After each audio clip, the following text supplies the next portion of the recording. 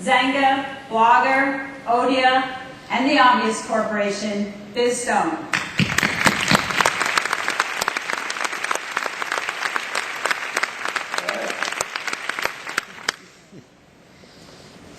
Sure I am.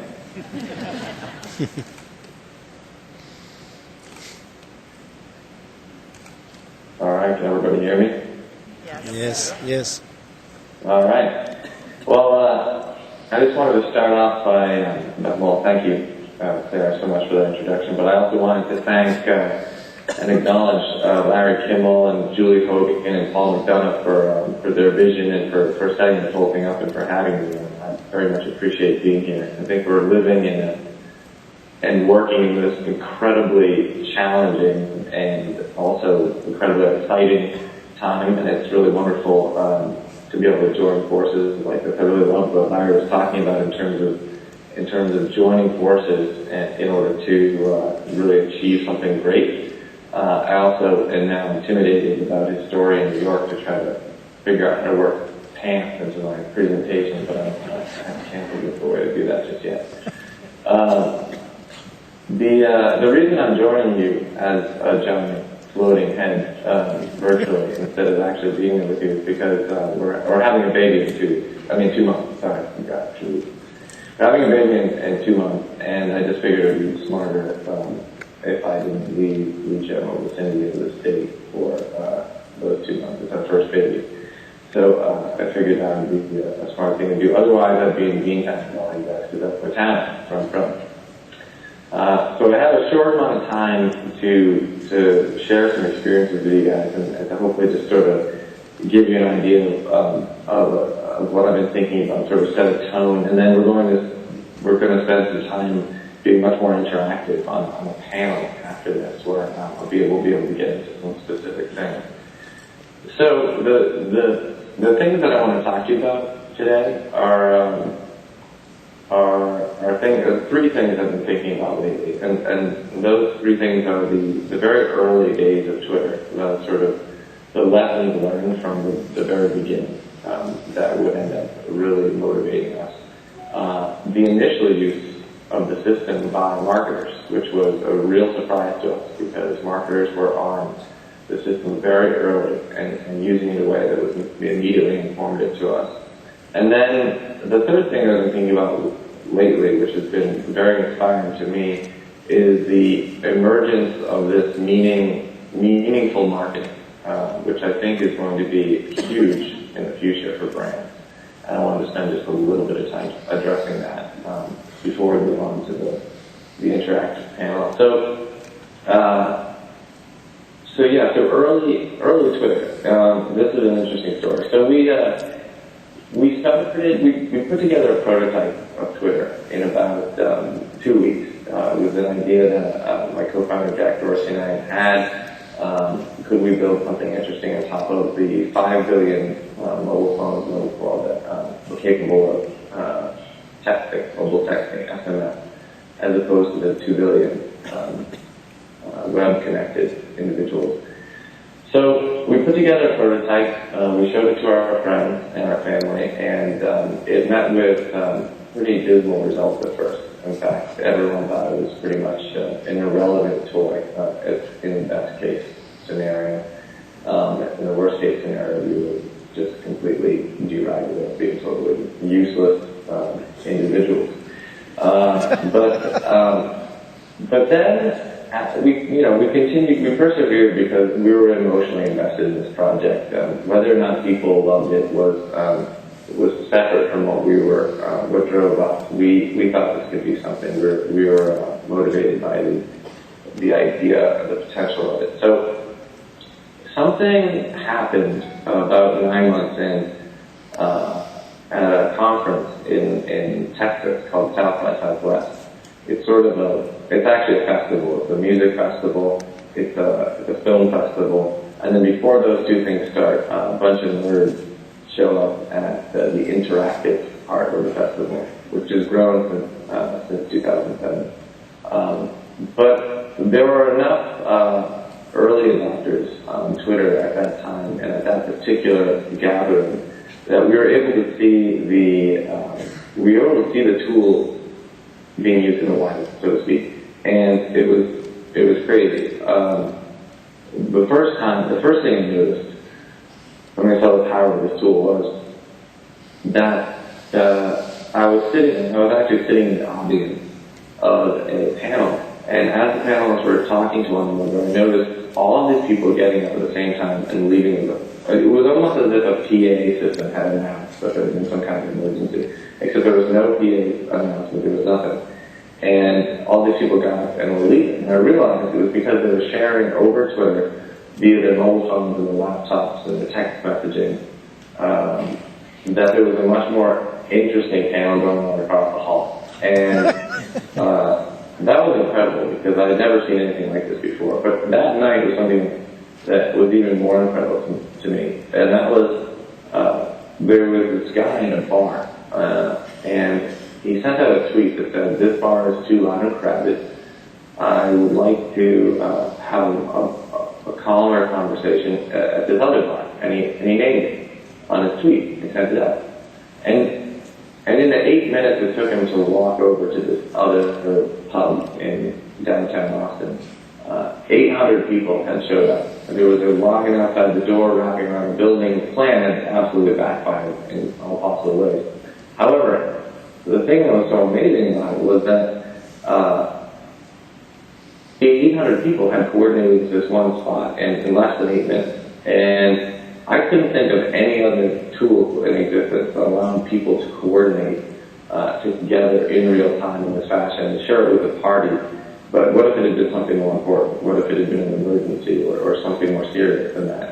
And at that point, the sort of the hair in the back of my neck stood up, and I realized that there was something a lot more to this than the fun aspect of it and the toy-like aspects of it, and the novel aspects of it. And what it reminded me of actually was this idea of a flock of birds moving around an object in flight. This is something that looks incredibly coordinated, it looks incredibly choreographed, it looks complicated.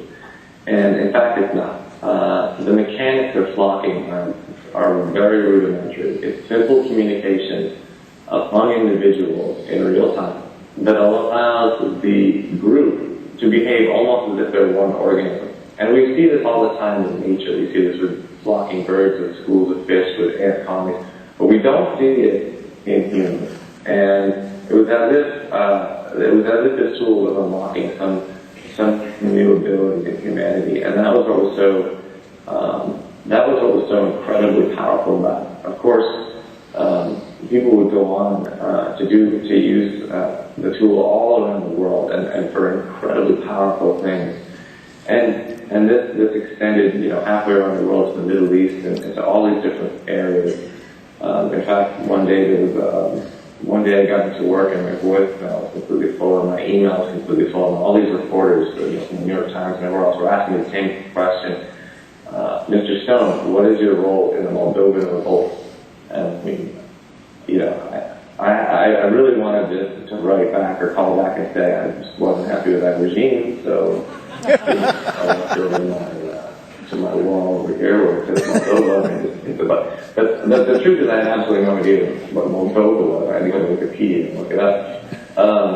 But the point was that the tool was finding its way into all of these incredible events all around the world. And what that signaled to us more than anything else was that it didn't matter how many machines we added to the network. It didn't matter how sophisticated we would ultimately get our algorithms to be.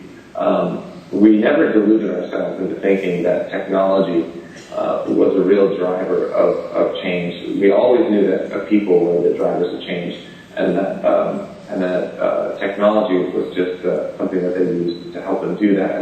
And we really rallied behind this idea that if Twitter was to be a triumph, that it was not to be a triumph of technology, it was to be a triumph of humanity, that people were going to be these agents of change, and we were simply here to create a tool that allowed them to exhibit the fact that if you give them a tool, people are generally good, and they'll prove it to you by using the types of tools every single day.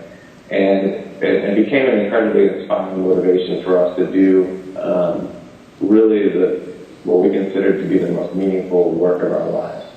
And that was something that idea that all of us people and that technology just has this small role to play became one of the most intense and meaningful learning experiences for us going forward, and for me, really, for my career, for the rest of my work.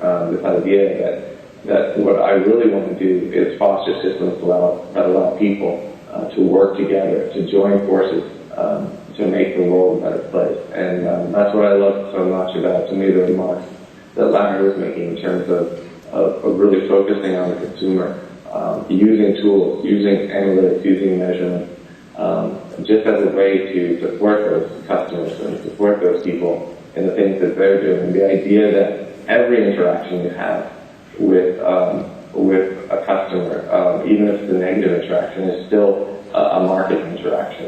Even if they're calling you completely pissed off about your product, hey, some people will pay to have a customer call them, can hear you while talking to them. All you have to do is be nice, and you can turn that conversation around into a very meaningful, productive marketing conversation. And that's something that I adopted early and realized that when people were extremely frustrated with our tools, that they were just as frustrated as I was, and they wouldn't be emailing me, they wouldn't be tweeting me, they wouldn't be calling me if they didn't love the tool, and love the tool enough to be totally angry with it. So that was something that I really turned around in my heart and started to adopt as something that drove me forward. So that's a key learning from the early days of Twitter. Another thing that happened early on in Twitter is the second experience that I want to share with you, which is one of the very first companies to sign on to Twitter was JetBlue Airways.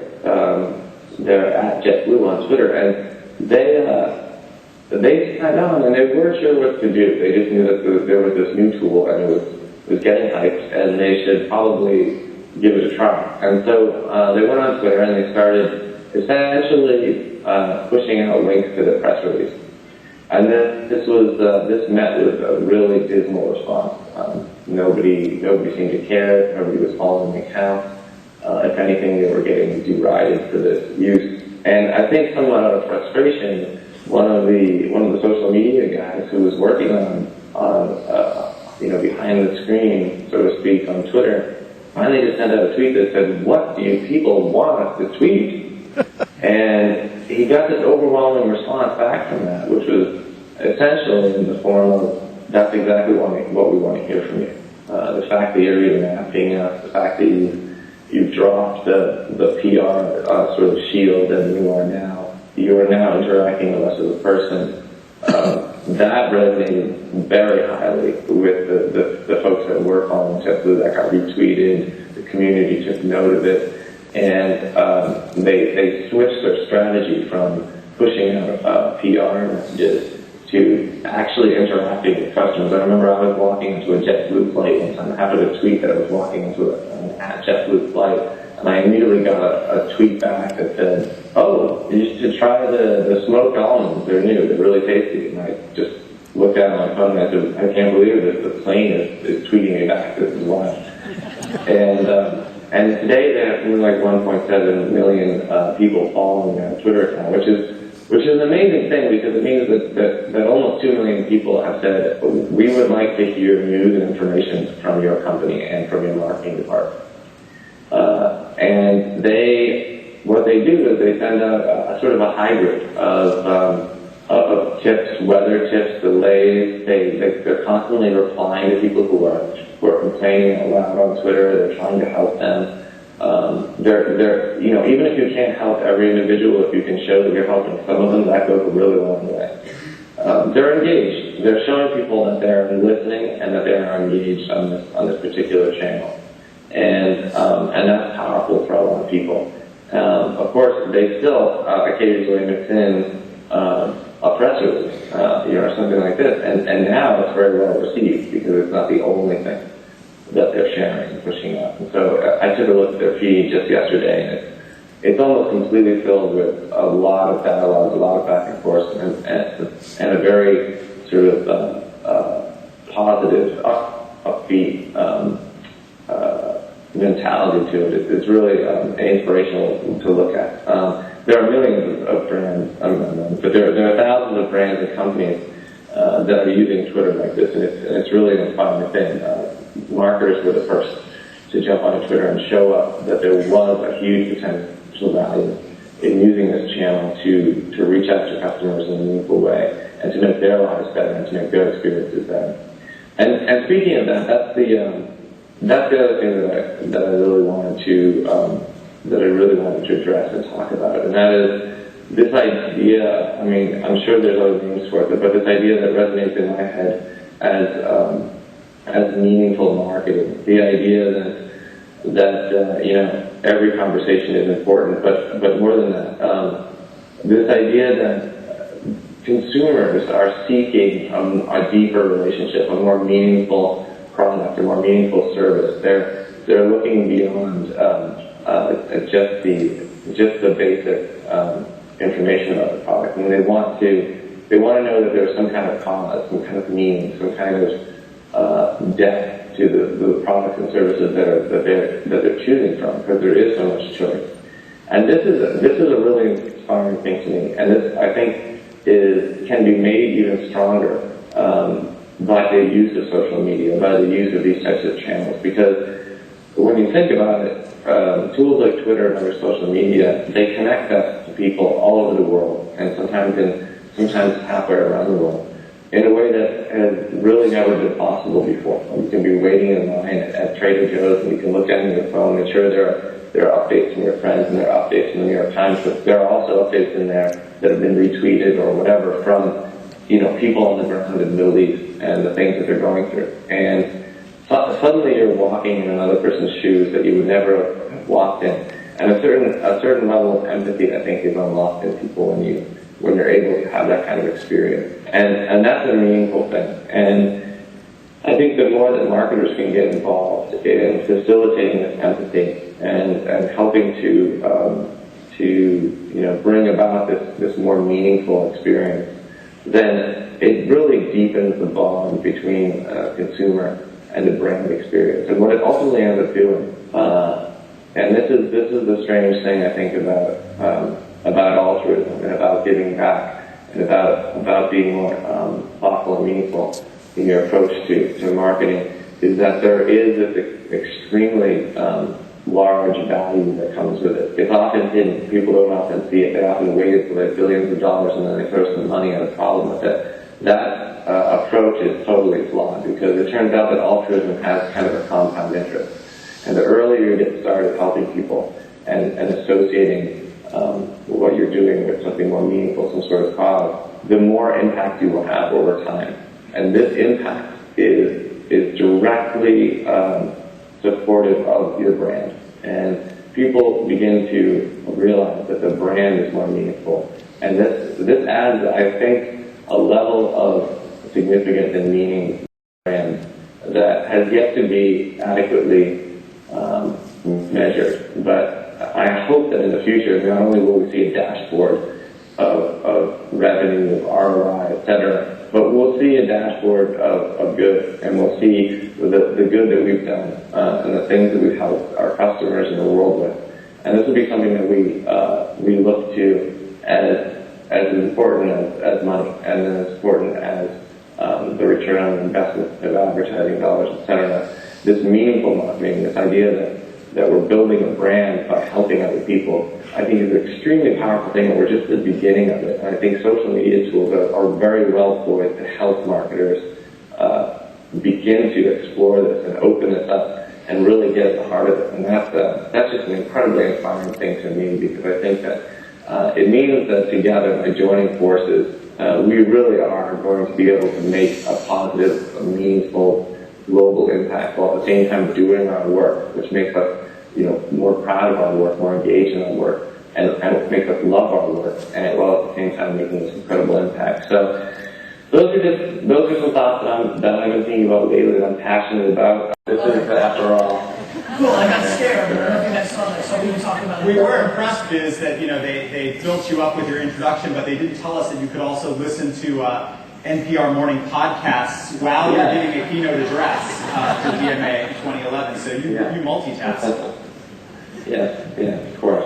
So I think the plan here is Gary and I are going to try to incite and aggravate the audience as much as we can over the next 20 minutes and weave you into and maybe lob some things your way.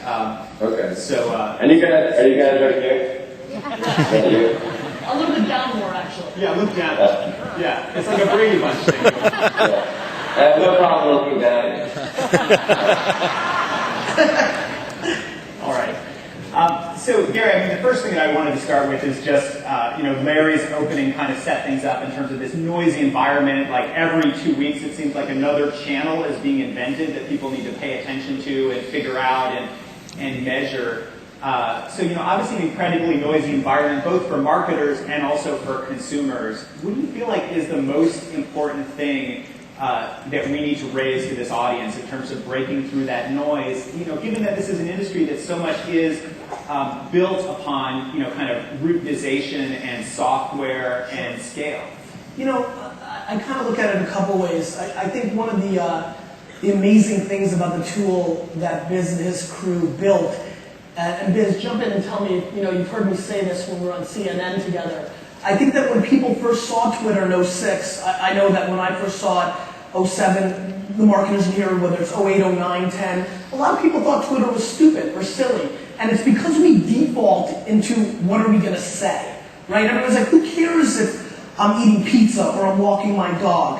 I firmly believe, as I sit here today, that the single greatest listening tool in the world is Twitter. I firmly believe, and we work with a lot of Fortune 500 companies, whether it's PepsiCo or GE or Green Mountain Coffee, that twitter.com/search is maybe the single most important marketing website in the world. Because when you start out, and if you aren't a PepsiCo or GE, you've got to talk about things bigger than you. When I started out, I was in the wine world, creating wine content. Nobody was talking to Gary VEE back then, I was searching Chardonnay and Merlot and Pinot Grigio and seeking out those conversations. And I think the biggest problem for brands right now is that they're talking instead of listening. So these tools are great to consume that. But what happens next is where it gets really important. I think when you come from an actual human place, you get dramatically more lift. I think the biggest problem with social media today is that everybody's acting like a 19-year-old dude. They're trying to close on the first engagement. And you said, but as we were chatting backstage, I mean, you did say that in a way the marketing industry is based on this, like, how many people can we reach and how can we convert them and sell them as quickly as possible, and yet social is so much about like this human voice authenticity, and it feels like those two things are really in opposition. Well, I think everybody in this room knows that not everything is just black and white, right? I think all the magic happens in the gray. I'm thrilled with ROI and data and all these things, but I actually had a very conservative CMO pushing me in the corner over and over and saying, but Gary, what's the ROI of social media? And I was doing my best. I was saying, well, first I went with my argument of what's the ROI of traditional media? Because, having an ad on page 174 of Vogue, you're gonna have a tough time convincing me, or with Nielsen ratings. How many people here, let's get interactive for a second. How many people here have a DVR or TiVo? Raise your hand. Thank you. How many people here in 2011 DVR'd every single TV show they consumed? Raise your hand. Or the far majority? Raise your hands. Of those people, how many of you consumed even one commercial? Raise your hand. And there it is. So the world's changing. Eyeballs and ears are shifting. So I tried that. That didn't work. Then I went into engagement, lift, right? When you look at a Facebook world, on a Facebook status update, it doesn't matter how many likes you have. It's when you post something, it's very interesting to understand the engagement number. So I started battling on that because I believe that very heavily. She wasn't buying it. And finally I said to her, she's like, well, Gary, what's the ROI of social media? She said it like 43 times in a 6-second period. And finally I looked at her and I said, what's the ROI of your mother?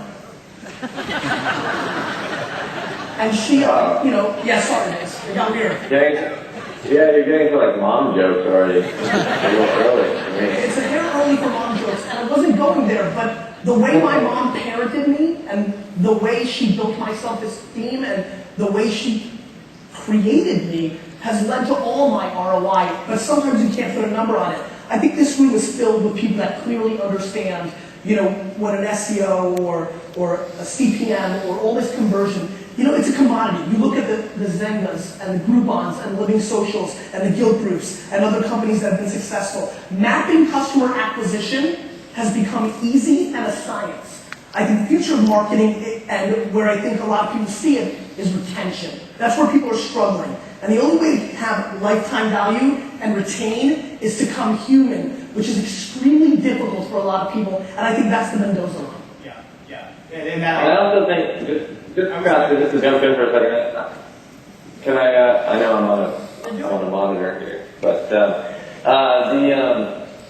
I just wanted to say two things. One, about what Gary just said, which was, being real and being personal. I think that's another example of this meaningful marketing. Like, the more you can connect with people over those things that matter to them most, and over those things that make them feel like they're actually making a real contribution to the world, I think that's an even deeper kind of level of connection that you can get to. But also getting back to what Gary said at the very beginning of using social media as a listening tool, he's absolutely right. At the very beginning, we positioned the tool as, hey, you can write something in this little box, and you can say what you're doing, and people universally said, why would I do that? I have nothing to say. The sort of chicken and the egg part of that is, at that point in time, there was nobody using the service, so we had to invite people to write something. But once there was enough people on the network, we flipped it around, and it becomes it's much easier to understand if you first say, hey, look what everyone's saying about your product or your favorite TV show or the movies you're thinking about going and seeing, and searching for certain keywords. It's always amazing to watch somebody who owns a company or sells a product for them to type the name of the product into Twitter, like even if it's like some kind of soap or something like this, and see that there are actually lots of conversations going on about this particular dishwashing soap or something that they would never think anyone was talking about online. In fact, they are.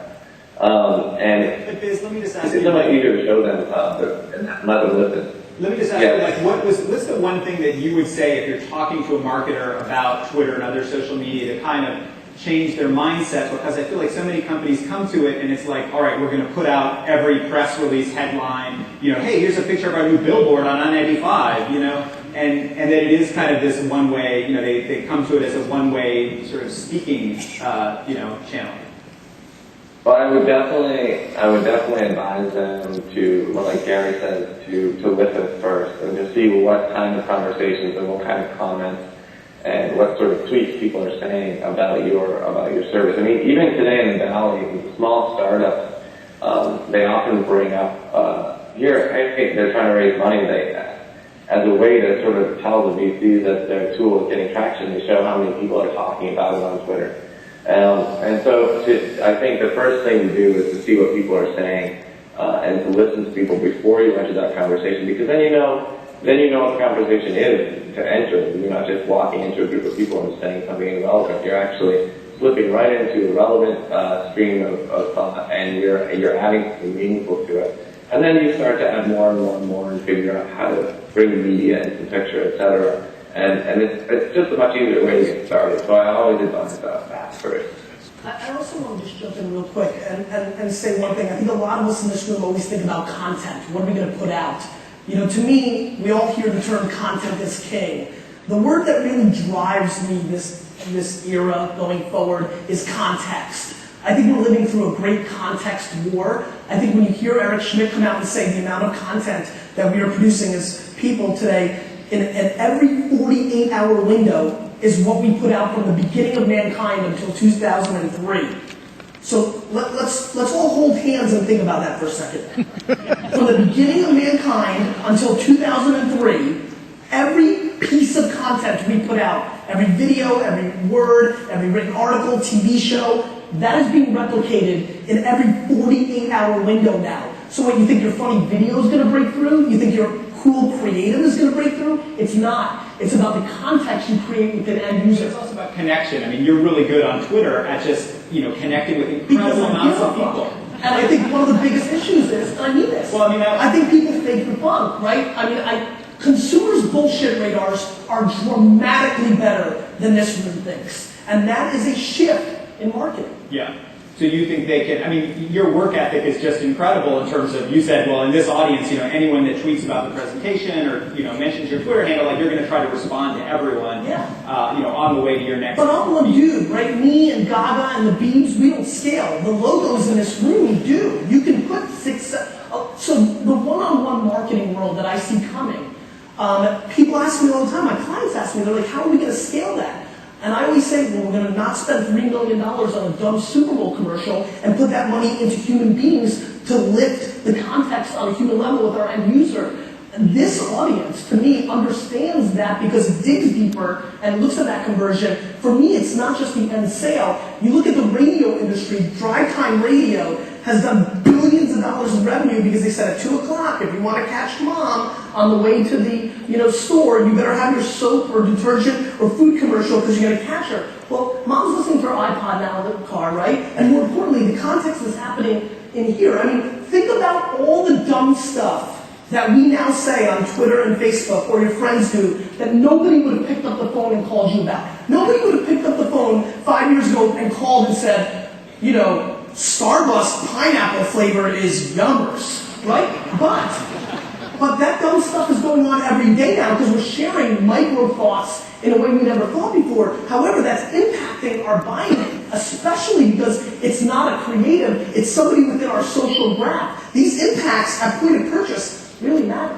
Well, so you kind of tee up the question I wanted to ask you and also Biz, which is, at times Twitter can seem like, and Facebook too, and anywhere where people are sharing kind of their passing thoughts, it can feel a little bit like a focus group where like everyone there is cranky because they haven't had coffee and they slept horribly and they're having a fight with their spouse and work is, it's a lot of complaining. And so I wonder if some people just sort of write off social and say, this is an outlet for people to vent. Don't take it seriously enough until, their company is a punching bag like Netflix and the entire social community is saying, can you believe what stupid thing this company just did?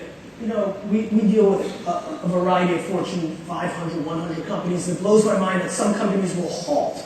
Billion-dollar global companies will halt by one post on Facebook or Twitter, and others literally are ostriches, have their head in the sand and could care less about the conversation. And again, it's somewhere in the middle. I think it's the DNA of the company. It's about the absolute bottom line. I think way too many people think that a little buzz or a trending topic on Twitter may mean more than it really does to the bottom line. However, all these micro things can bubble up and lead to something. Every issue is different. Here's what I know. Every person in this room is in the eyeballs and ears business. We're trying to get to the end consumer. And the bottom line is, those eyes and ears are shifting to these kind of platforms, and they matter. And that's where the adjustment to the reality really, really has a lot of impact. Biz, what do you think? Well, I'm still reeling from Gary, just mentioning that he and the Beebs in the same sentence. Me and the Beebs. That's how I roll this. That's how we roll. What was the question?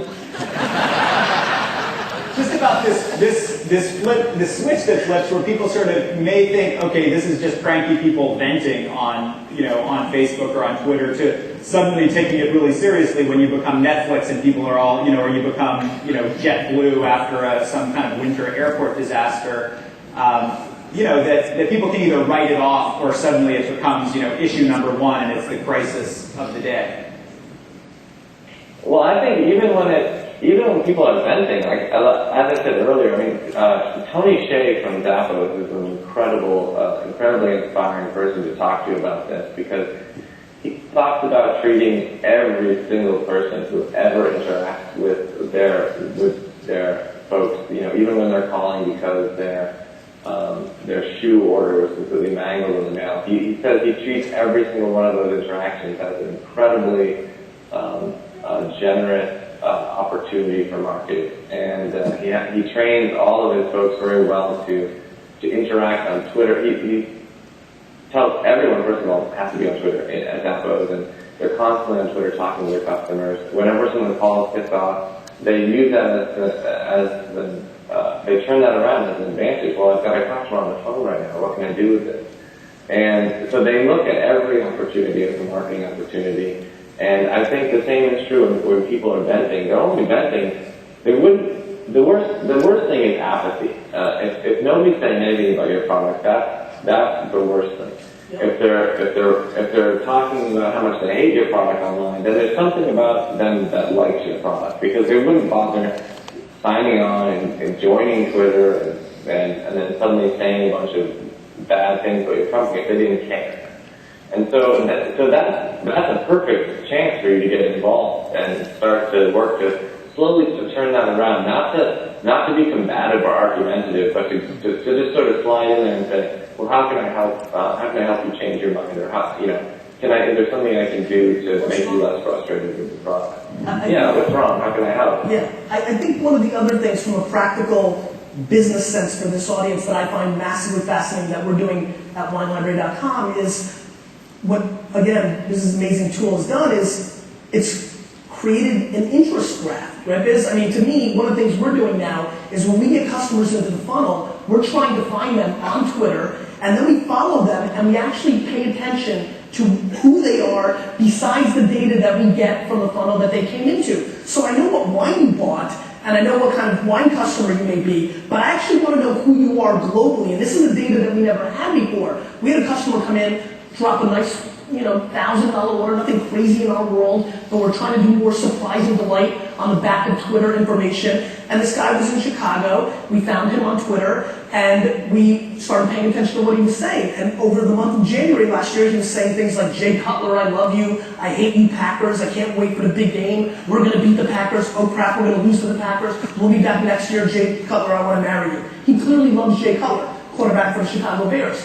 I called the head of our thank you department, which is not, customer service. It's on the attack. We're on the offense using tools like Twitter. And I said, listen, I want you to buy him a Jay Cutler signed jersey on eBay, send it to him and say thank you for your first order. We didn't hear back from him.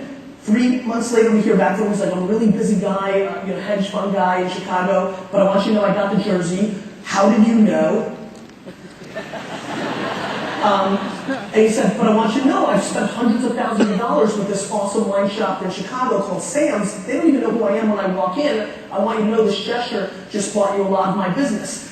This is scalable. I mean, we are putting out our interests. You have an ability at the brand level, at the retail level, to know so much more about your end consumer because of what they're talking about and sharing, and I believe that data is extremely powerful. Did you do it just because he was a random guy, or did you know something about how influential he was in the social world? So, you look at his clout score. Yeah, that clout score. I mean, you want your clout score to go up, go buy a Chinese cookie, open fortune cookie, open it up, tweet out that statement at 3:03 Eastern time every day, get it retweeted, and your clout score goes up. We're not gaming the system like that. We're not playing the Morton Steakhouse just because Peter Shankman had 100,000. I think that matters. And listen, I believe in social media not because I'm Mother Teresa. This is real business to me. I believe in social media because it sells shit, right? So this is business. We do it in a random way. Yes, we attack people that we think have influence, but you have no idea if somebody who has 3 followers, maybe that person is Oprah Winfrey's best friend. We're not going to gauge it that way. We are not going to filter people.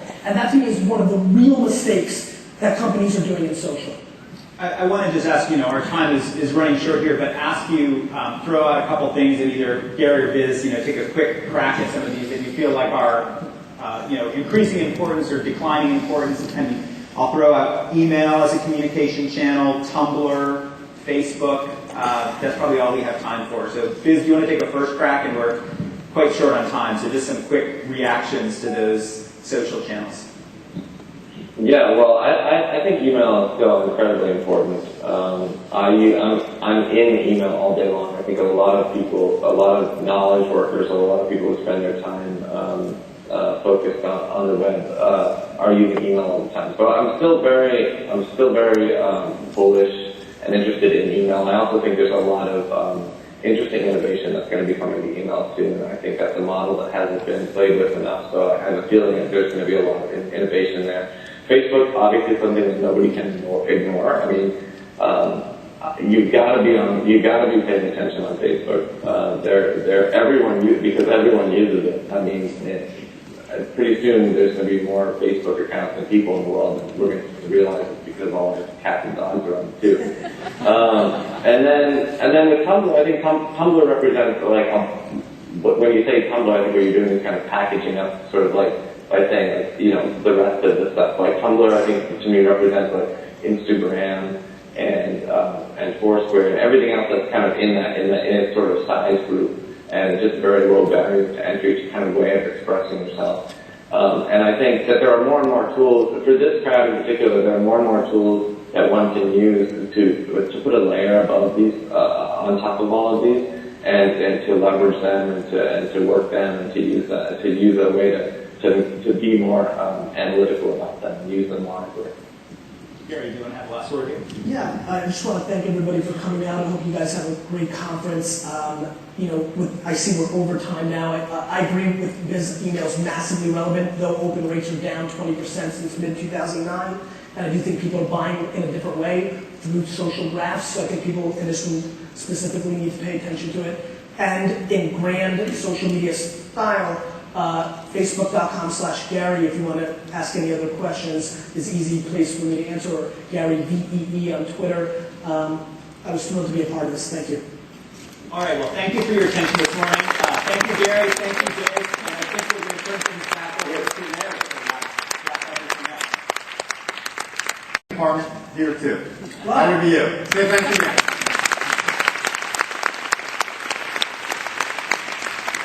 Okay, now it's our time to get started. Everybody, we can go downstairs, meet those 350 exhibitors.